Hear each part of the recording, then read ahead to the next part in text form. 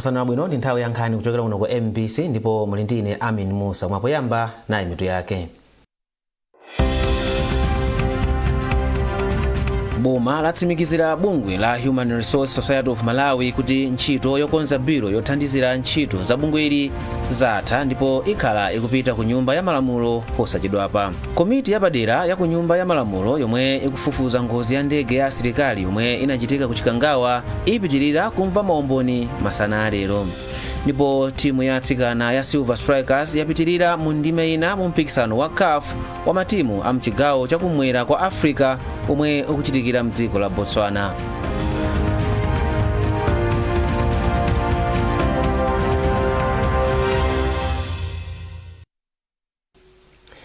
Mulembi wamkulu wa boma Justin Saidi watsimikizira bungwe la Human Resource Society of Malawi kuti ndondomeko zonse zokhuza biro yothandizira ntchito za bungweli zatha ndipo chomwe chatsala ndi kutumiza biroyi ku nyumba ya malamulo.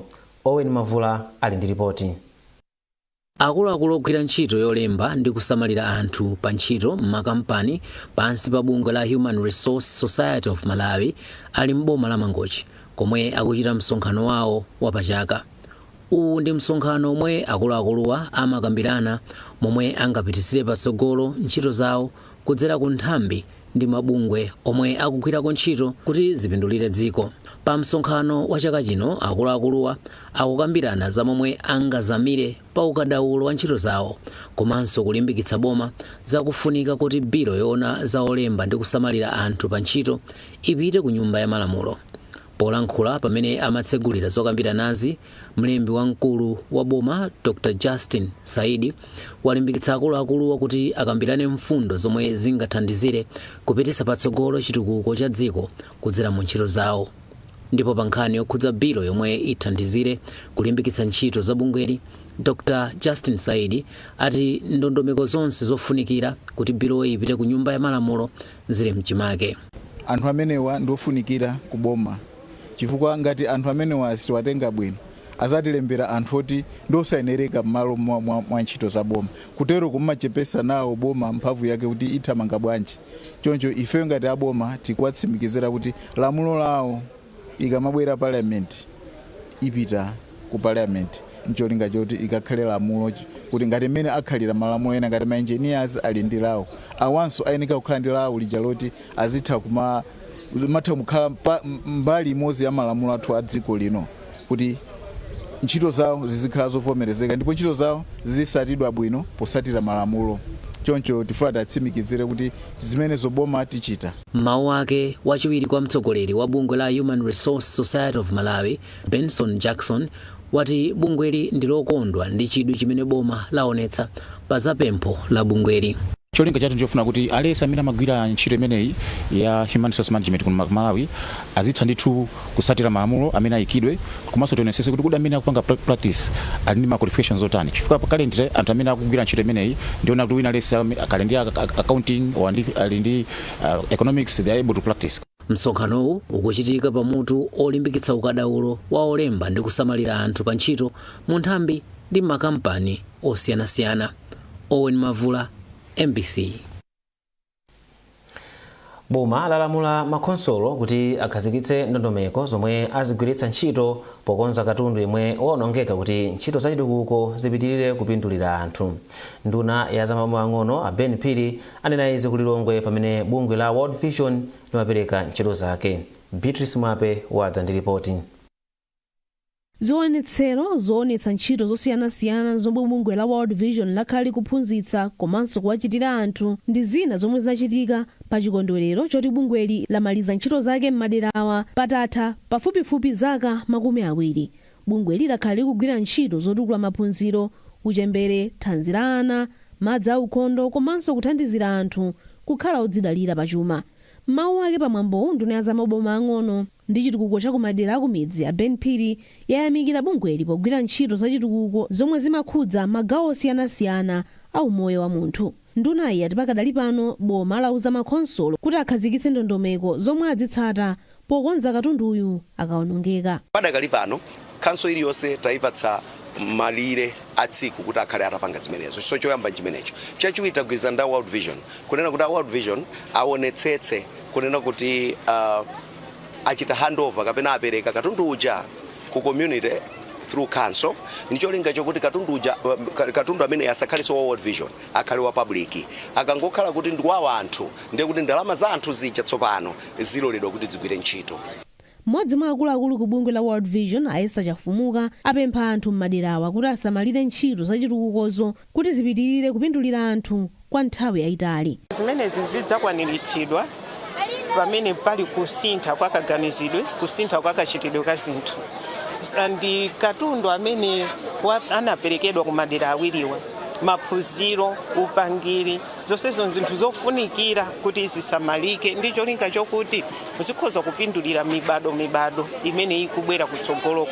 Ndipo m'mawu ake phungu wa dera la Lilongwe Nkhoma Apilirani Kaphagawani Buleya wati agwira ntchito limodzi ndi achinyamata mu derali kuti agwiritse ntchito luso komanso upangiri omwe aupezawo kuthandizira kusintha miyoyo ya anthu. Tionetsetsa kuti mothandizidwa ndi amene aphunzitsidwa aja ifeyo tifikire madera anthu enaso amene mwina sangathe kupindula kuchokera mu ntchito za ife ngati aphungu patokha, koma tionetsetsa ndithu kuti tifikire nazo madera ambiri kugwiritsa ntchito luso limene aphunzitsa kale kuchokera mwa anthu amene anali ngati ma beneficiary kapena ma participants. Malinga ndi bungwe la World Vision, ntchito zomwe akhala akugwira mderali zathandiza kuchulukitsa chiwerengero cha anthu omwe akupeza madzi abwino, ana omwe akupita ku sukulu, komanso kuchepetsa chiwerengero cha ana omwe amakumana ndi vuto lonyenchera. Bungwe lirati lagwiritsa ntchito ndalama zokwana $10 million za ku America, zomwe ndi pafupifupi 17 billion kwacha, kufikira mawanja 22,000 ammaderawa. Beatrice Mwape, MBC, Lilongwe. Makonsolo ndi mizinda yonse ya mdziko muno akonzeka kupindula ndi ndalama za muthumba la Constituency Development Fund CDF. Wezi Kamanga walemba ripoti ili.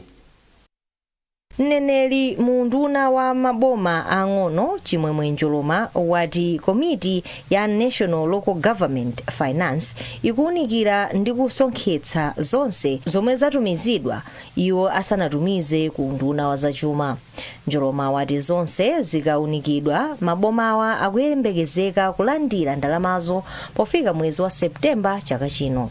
Ndalamazi zithandizira ntchito za CDF kuti ziyende bwino mabomawa. Boma lililonse lizipatsidwa ndalama zokwana 5 billion kwacha chaka chilichonse kudzera mu thumba la CDF. Komiti yapadera ya ku nyumba ya malamulo yomwe ikufufuza za ngozi ya ndege ya asilikali yomwe inachitika ku Chikangawa ipitirira kumva maumboni kuti imvetse bwino chomwe chinachititsa ngozi yomwe inapha yomwe anali wachiwiri kwa mtsogoleri wa dziko lino Saulos Klaus Chilima ndi anthu ena. Komiti ikukumana masanawa ikhala ikufunsa mafunso katswiri oyendetsa ndege ya mtundu wa Donia Brigadier General Juvenalis Mtende. Nyumba ya malamulo mwazina ikufuna kumvetsa ziganizo za oyendetsa ndege maka akanyamula anthu ofunikira mdziko kuphatikizapo mtsogoleri wa dziko komanso achiwiri awo.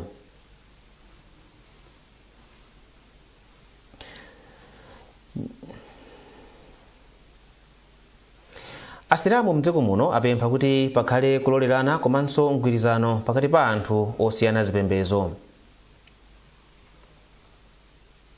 Wapampando wa Lilongwe Sunni Foundation Amir Patero ndiye wapereka pempholi mu mzinda wa Lilongwe pamwambo wa ziyara parade omwe asilamu amakondwerera kubadwa kwa mtumiki Muhammad. Mwa intumodzi wadza ndi ripoti.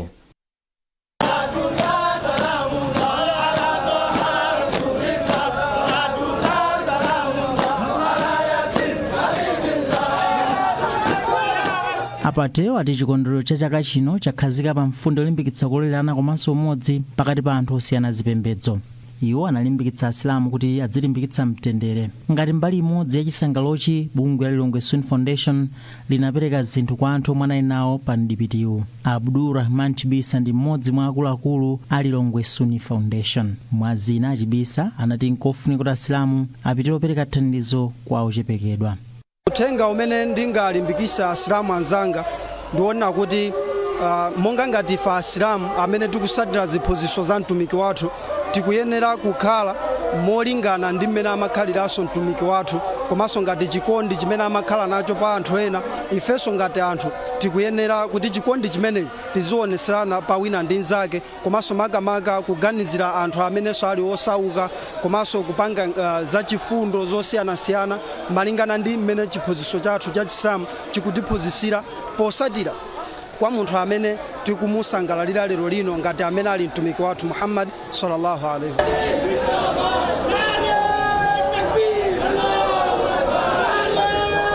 ziyara paredi ndi mdipiti omwe asilamu amachita pokondwera kubadwa kwa mtumiki Muhammad. Mwayi Mtumodzi, MBC Lilongwe. Kumbukirani kuti mukuonera nkhanizi kuchokera kuno ku MBC, ndipo tiyeni tionenso mitu yake. Boma latsimikizira bungwe la Human Resource Society of Malawi kuti ntchito yokonza biro yothandizira ntchito za bungweli zatha ndipo ikhala ikupita ku nyumba ya malamulo posachedwapa. Komiti yapadera ya ku nyumba ya malamulo yomwe ikufufuza ngozi ya ndege ya asilikali yomwe inachitika ku Chikangawa ipitirira kumva maumboni masana lero. Ndipo timu ya atsikana ya Silver Strikers yapitirira mu ndime ina mu mpikisano wa CAF wa matimu a mchigawo chakumwera kwa Africa omwe ukuchitikira mdziko la Botswana.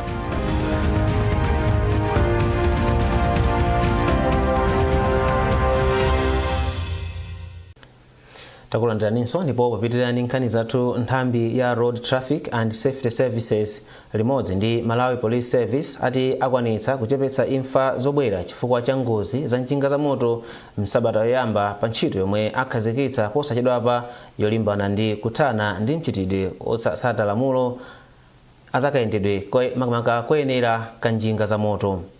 Poyankhula ndi MBC, wachiwiri kwa mneneri wa polisi mdziko muno Alfred Chintere wati pali kusintha kwakukulu potsatira ntchitoyi. Zambiri mu ripoti la Hana Chirwa ndipo akuwerenga ndi Norbert Jameson.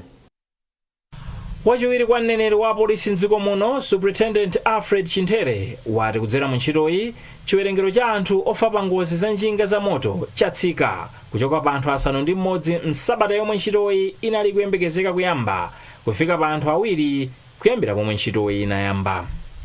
Chintere wati ntchitoyi inayamba pa 15 August ndipo cholinga chake ndikuonetsetsa kuti oyendetsa njinga za moto akutsatira malamulo azakayendetsedwe koyenera ka njinga komanso chitetezo kwa okwera njinga. Ntchito imene ikugwirika pakati pa Malawi Police Service komanso bungwe loyang'anira kuthesa ngozi za pansewu mdziko muno lachita zazikulu wiki imene yathayi pamene milandu komanso imfa ya njinga zakabaza za moto yachepa kwambiri. Wiki imene timayamba ya August 8 kufika August 14 anthu 6 anamwalira, kwa pamene ntchito imene yachitika wiki ya August 15 kulekeza pa 21 ngozi zomwalira anthu apakabaza anthu awiri okha ndi amene amwalira. Pakali pano njinga zokwana 2626 ndi zomwe zagwidwa komanso milandu yokwana 3220 ndi yomwe yalembesedwa kanthawi kameneka. Poyankhapo pa ntchitoyi wapampando wa bungwe loyang'anira anjinga zakabanza la Malawi Coalition of Kabanza Association Makokasa Moses Mwalabu wayamikira momwe ntchitoyi yayambira. Mwalabu wati Makokasa igwira ntchito limodzi ndi akuluakulu a boma pofuna kubwezeretsa bata ndipo kuti aliyense wakabanza atsatire malamulo. Iwati akambirana ndi sukulu zosiyanasiyana mdziko muno kuti apereke maphunziro akayendetsedwe ka njinga za moto komanso malamulo apansewu kwa akabanza pa mtengo otsika. Tikupanga awareness komanso takambirana ndaza amasukulu osiyanasiyana across the country cholinga chokuti masukulu amenewa atiphunzitsire anthu pa mitengo yochipa ndipo anthu amene sanakane pano panena munomu anena kuti anthu akhale m'magulu amene pano panena muno akulembetsa mayina osiyanasiyana madera osiyanasiyana and mayina amenewo akumata akwana ka 30 kapena 40 masukulu amene watu akumata kanthawi kupita komweko kumeneko kaya mkunzimba kaya mkulumvi akumapita kukaphunzitsa anthu amenewa pa mitengo yochipa imene panopa sofa masukulu amene takugwirizana nawo ndi 70,000 kupatula ndalama imene imaperekedwa pang'ono yakuti RSS imene ili 90,000 lero kuti mwachidule malo ma 430,000 panopa akumalipira 160,000 yonse pamodzi. Ripoti ta polisi likusonyezanso kuti ngozi zokhudza njinga za moto zatsika ndi 71.4%, pomwe ngozi zonse kuphatikizapo za galimoto zachepa ndi 36.8%.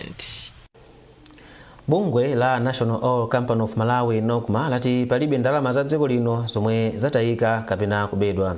Mneneri wa bungweli Raymond Likambale wati bungwe la NOCMA linapereka ndalama zolipirira ntchito zomwe zinachitika pokonza ndi kuchotsa mafuta okwana malita 15.1 million omwe anafika pa sitima ya Mount Floramaris kudzera ku doko la Nakala ku Mozambique. Alikambale ati NOCMA sipereka ndalama zina pa nkhani chifukwa banki yomwe inakalandira ndalamazo inatsimikiza kuti ndalamazo zinalandiridwa ndipo iwo akulongosola. Boma kudzera mu kampani ya NOCMA sinabetse ndalama zina zilizonse ayi. Amene akuoneka kuti achitidwa chipongwe ndi anzathu aja a Moss Handling. Atatipatsa ma details oti titumizire kwefe ndalama, tinatumiza ndalama zimenezi ndipo a banki yawo anavomera kuti ndalama zimenezo zafikadi mu akaunti yawo. Ndiye zikuoneka kuti aja mahakasi aja anakachotsa ndalama mu akaunti yawoyo. Ndiye boma silinaluze ndalama zina zilizonse ndipo sililipiranso ndalama zina kachiwiri ayi chifukwa zinasowa zili m'manja mwa anzathu amene atigwira ntchito imeneyi. Tingonena kuti timalipira chifukwa choti anatithandiza pa ntchito yoti mafuta aja 15.1 million liters amene afikira ku Nakala pa sitima chachira Floramaris abwere mdziko muno.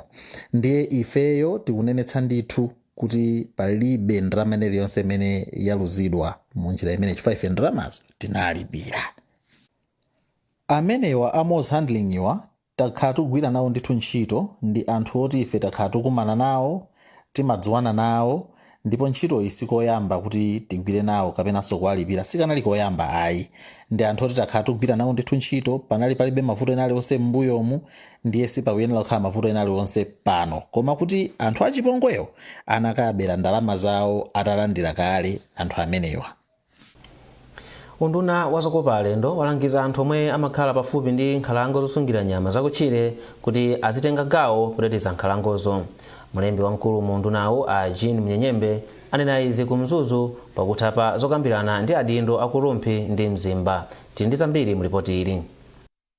Poyankhula utatha msonkhano wokambirana za malo a mu nkhalango zotetezedwa za Nyika ndi Vwaza, mmodzi mwa mafumu omwe akhudzidwa ndi vutoli, a gulupu a Chikulupati anati manja okwana 14,000 akusowa malo olima mderalo ndipo akupempha boma kuti liwathandize. Anthu onse ife takakumana malo amodzi, malo akulima tilibe. Anzathu amene anatandira bwinobwino koma ali ndi ana ambiri sopano achulukana, ife sitachulukana tikulimbira na malo sopano. Malo onse ajatilanda. Chokondweresa nchakuti akulands komanso akutualism ndi ma sectors za boma onse takhalira limodzi. Ndiye zamveka bwinobwino kuti malo woti ndi policy ya government anthu sangalowe koma paganizirike zina zake kulands kuti mwina angapase ka 1 acre ngati kangapezeke komanso malo amene ali nawo asunge chonchi kuti pawe production yoti angazithandizire. Poyankha pa nkhani mlembi wamkulu mu undunawu a Jean Mnyenyembe anati nkhalango zotetezedwa monga ya Nyika ndi Vwaza zimathandiza pa chitukuko cha dziko ndipo mpofunika kuziteteza. Malo amenewa ndi malo onena kuti akakhala otetezedwa choncho amakhala kuti apatulidwa ndithu kukhala malo aboma, kusonyeza kuti si malo a anthu omwe akukhala iwo omwe kukhako komanso ndi a dziko lonse la Malawi. Ndiye amayenera kutsatira ndondomeko yake yakakhalidwe kuonetsetsa kuti chofunika chimene cholinga chomwe boma linayikira kukhala otetezeka chikwaniritsidwe. Poyankhulapo pa nkhani mlembi wamkulu mu unduna wa zamalo a Amani Musa anakumbutsa nthumwi za kuzokambiranazi kuti nkhalango monga ya Nyika ndi zotetezedwa ndipo ndikuphwanya malamulo kuti anthu akalowemo popanda chilolezo. Pambali popala misewu mu nkhalangozi komanso madera ena ozungulira, bungwe la Nyika Vwaza Co-Management Trust linayamba ntchito yopereka madzi m'mipope kwa manja oposa 19,000 okhala m'midzi yozungulira Nyika ndi Vwaza m'maboma a Rumpi ndi Mzimba. Chimwemwe Milulu, MBC Mzuzu. Ndipo munkhani za masewero bungwe loyendetsa masewero a COFBO lati zokonzekera za mpikisano wa maiko mu Africa omwe dziko lino lichititse kuyambira pa 18 mpaka pa 20 September chaka chino zikuyenda bwino. Atsogoleri a bungweli ayankhula izo kulilongwe pomwe aphunzitsi amasankha osewera omwe ayimire dziko lino. Zambiri mulipotiri la Foster Maulidi. Wachiwiri kwa mtsogoleri wa bungweli Akyobe Mwalwanda wati mpikisanowu ndi mwayi waukulu pa ntchito yolimbikitsa masewero a COFBO mdziko muno. Iwo ati aonetsetsa kuti dziko lino lichititse mpikisanowu mwapamwamba pomwe zokonzekera zonse zikuyenda bwino.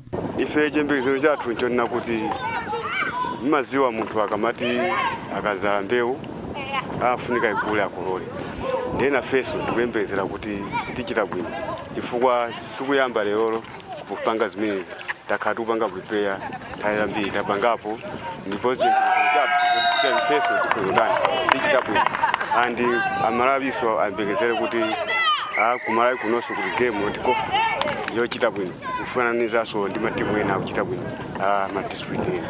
Padakali pano mmodzi mwa aphunzitsi omwe akugwira ntchito yosankha osewera awa Ella Banda wati ali ndi chikhulupiriro kuti timu ya dziko linoyi ichita zakupsa pomwe anyamata ndi atsikana akuonetsa chidwi chachikulu. Banda wati akufuna kutenga ukatswiri wa mpikisanowu kapena kumaliza pa namba 3 ndi kupeza malo okasewera nawo mu mpikisano wa pa dziko lonse, ndipo apempha anthu ndi kampani kuti athandizire zokonzekerazi. Maplayers iwa selection yomwe achitikayo ndi 100% ndipo ife tikapanga perform ndipo World Cup tikapita ndipo tukhutira ndipo ana ali fit kwambiri. Competition yathu itu pali zambiri zomwe tikutani tikuzisowa. Pafunika chithandizo cha uniform, pafunika at least allowance atsikana wananga zakudya.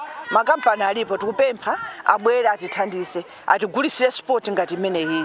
Sport ili yamba kumene koma ndi sport yabwino kwambiri. Komwe tupita ife pano pa competition omwe tikupanga brand yako si competition wambaye njopita ku World Cup. Ife target yathu na feso tufuna nyamuke Malawi ipite ku World Cup.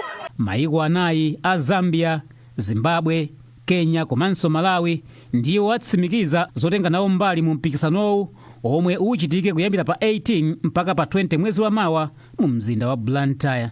Timu ya dziko lino ikuyembekezeka kudzayamba mpikisanowu pokumana ndi timu ya Kenya m'masewero otsegulira. Foster Maulidi, MBC Sport.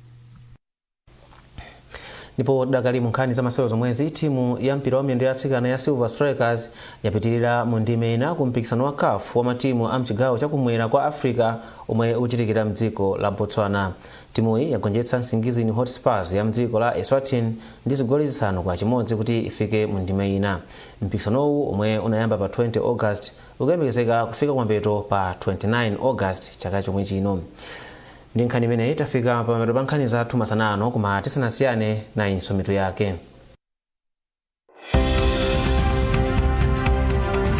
Boma latsimikizira bungwe la Human Resource Society of Malawi kuti ntchito yokonza biro yothandizira ntchito za bungweli zatha ndipo ikhala ikupita ku nyumba ya malamulo posachedwapa. Komiti yapadera ya ku nyumba ya malamulo yomwe ikufufuza ngozi ya ndege ya asilikali yomwe inachitika ku Chikangawa ipitirira kumva maumboni masana lero. Ndipo timu ya atsikana ya Silver Strikers yapitirira mu ndime ina mu mpikisano wa CAF wa matimu a mchigawo chakumwera kwa Africa omwe ukuchitikira mdziko la Botswana.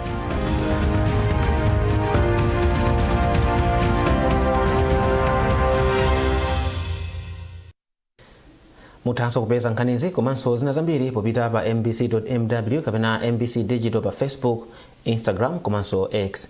Munali ndine Amin Musa, masana abwino.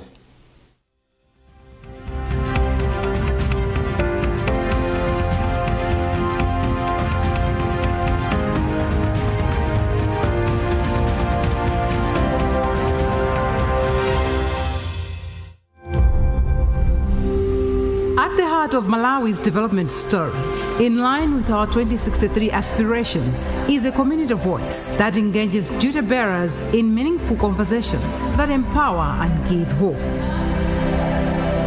For over 20 years, MBC's Development Broadcasting Unit, an arm of MBC, has worked with development partners in driving the change we all want to see.